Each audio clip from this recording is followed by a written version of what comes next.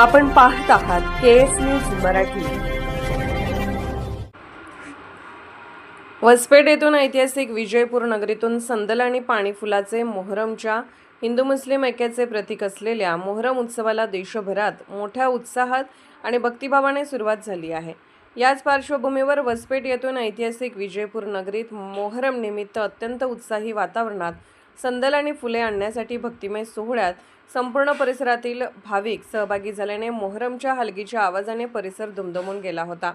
मोहरम महिना सुरू होताच सर्वत्र धार्मिक कार्यक्रमाची लगबग पाहायला मिळत आहे। वसपेठ तालुका जत येथील ऐतिहासिक मोहरम उत्सवाला एक मोठी परंपरा आहे।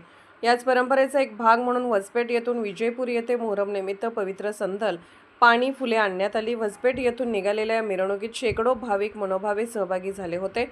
हसन हुसेन नावाचा जयघोष घालत यामध्ये सहभागी झाले होते।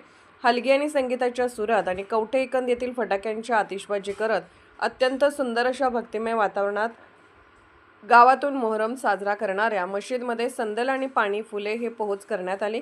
केएस मराठीसाठी बबलू पाटील, विजयपूर, वसपेठ। केएस न्यूज मराठी चॅनलला लाईक करा, शेअर करा आणि सबस्क्राईब करा।